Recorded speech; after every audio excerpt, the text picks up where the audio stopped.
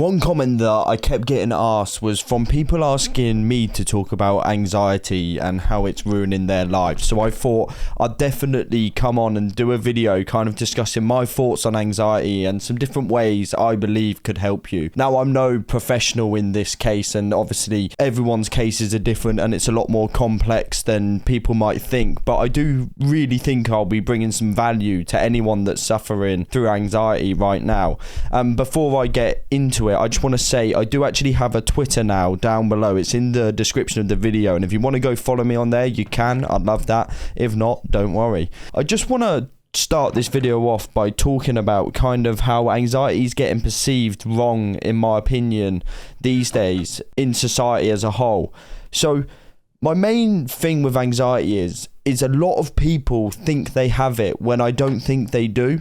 Now, this isn't to say that they don't feel anxious and they have feeling anxious for no apparent reason, but I think people forget that anxiety is just a human emotion. You are gonna feel it from quite a lot of the time, actually, like more than you would imagine, and you're gonna feel it when you can't even explain it. The way I like to look at it is, if you can feel happy for no apparent reason, which we do, we all do, there's times you'll just wake up and you'll just be walking around going, this is a great day, I feel amazing. There's no reason to say you can't feel anxious for no apparent reason. And everyone always says this generation is weak, this generation suffers with it more, they have more problems with anxiety than past generations. And I think that's true to some extent, but a lot of that isn't true. So if you take a look at it like this, alright? So back in our grandparents' generation, when they were kids or teenagers or whatever, they were going through world wars. So if you were having a day and you felt anxious, it made complete sense. You'd be in your mind going, I don't know what the outcome of this is going to be. I don't know whether my brother that's over in France is still alive. I don't know any of these outcomes. That's why I'm feeling anxious.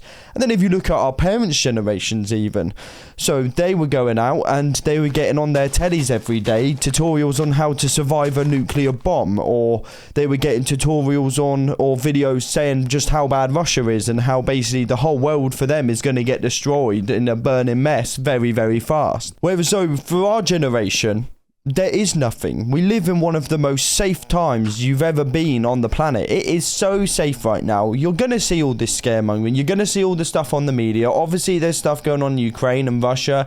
But if you're American, English, or one of your countries not at war, you are living in one of the safest times it has ever been.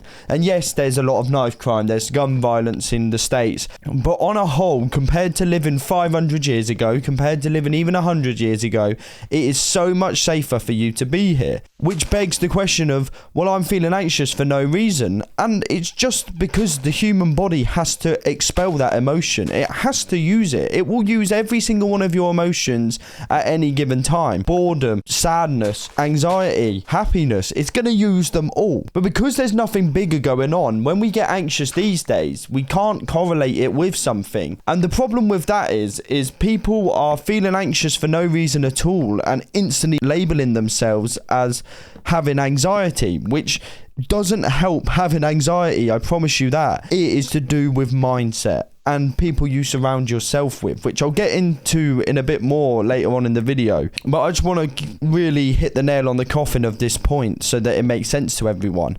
What I'm basically trying to say is, at the minute, it's really, really safe. So when you're feeling anxious for no reason at all, you can't understand why you're feeling that, you can't put a reasoning on that, and you'll label yourself as having anxiety. Whereas back in the day, you would have been like, oh, I'm really scared because of the war. So because of this, you're seeing everyone coming up saying, I have anxiety, I've got anxiety now, and all of this. And yes, they do, they are feeling anxious at the time they're saying that, and they might be feeling anxious quite a bit of the time, but that is just genuinely the human body expelling those emotions and using the emotions that it's given you. There are things you can definitely do to try and stop it and stop yourself from feeling anxious a lot of the time, and they're quite simple changes to make. And the first one, and one I think is just so key, that I touched upon lightly earlier, is it is a lot to do with who you surround yourself with.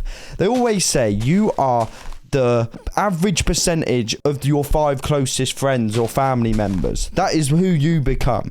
So if you surround yourself with people that are constantly in a mood, they're constantly depressed, they're constantly talking about how shit the world is, how shit their life is, how shit everything is, you surround yourself with those people, it is going to latch onto you a lot. And you might think, oh, I'm in doom and gloom like that, so I feel the same, so I'm just going to be with them because we can both bitch and moan about the world together and how everything's unfair on us, or how scared I am non-stop. Stop.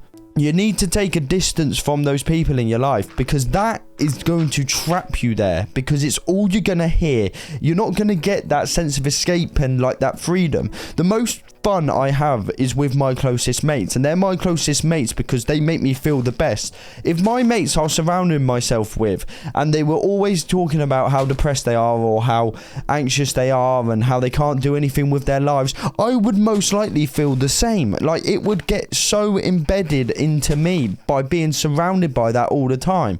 So I make sure that the people I surround myself with are some of the most positive. They always look on the brighter side of life, and it rubs off on me. It helps me so much. Even when something happens to you, you can kind of put it in your head and be like, oh, if this has happened to such and such, let's just say I have a friend Fred. If this had happened to Fred, how would Fred deal with this, do I reckon? Because I spend so much time with him, I always know his personality, and then I can kind of look at the bigger picture being like, well, if they would be fine with it, I should just be fine with it. Whereas if you're surrounding yourself with negative people and people that are just, I don't know how to explain them, but you all know those people I'm talking about. There's always like the sappers, the ones that just think everything is out to get them. It will really rub off on you in a completely negative way. And yeah, there's other things you can do. Like, I'm not just talking about, oh, move friendship groups. Improve yourself. If you haven't been putting yourself first, whether that's your fitness, whether that's your work ethic, you are going to feel worse a lot of the time. Like, you will. It will just be natural. And you might get anxiety flare up far more than often, because you might go into a place and be like, everyone's looking at me because I look a certain way, or I don't wash myself, I don't look after myself properly, I don't cut my nails. But now I go out and now I think, oh, everyone's going to be staring at my dirty nails, and it flares up my anxiety. Look after yourself. There's so many simple things you can do. Let's just be like, right, you've not got much money, you're struggling with your weight and what you're eating. Well, first of all, eat less, because it would be cheaper than eating more. Then I see a lot of people say, well, all the unhealthy food is really cheap for me, whatever, all right. You can go to Aldi or whatever your supermarket is. You can pick up some chicken breast, you can pick up some potatoes and a bit of veg, and it will not cost you that much. I guarantee it would be cheaper than a McDonald's for picking up that stuff. You eat that, you're going to feel better. Or, oh, I don't have enough money to afford a gym membership. And because I don't have a gym membership, everyone looks at me and I'm just all this and all fat. You go on a run. Running, basically every single person has the ability to go and do that. Now, I'm saying this for myself. I'm not in the best nick in the world whatsoever, and I suck at all this, and it's something I struggle with. So when I'm saying this is almost a message to myself. Don't think I'm just attacking people, because I suffer and struggle with this stuff as well myself. Not so much the anxiety, but like the self-motivation to be better. But there's also other stuff you can do. Just try new things in life. You need to put yourself out there. The best way, in my opinion, to overcome a fear or overcome worrying about something is to just keep doing it. If there's something out there that you don't want to do, or you're nervous at doing, and you really don't think you'll be able to do it, you're never going to know if you don't actually try it, are you? Like, let's face it. And what is the worst that can happen, all right? If you don't do it, it's you haven't done it. And if you try do it and fail, it's the same as not doing it. So the option of not doing it is the same as failing, essentially, and you're happy to take the option of not doing it.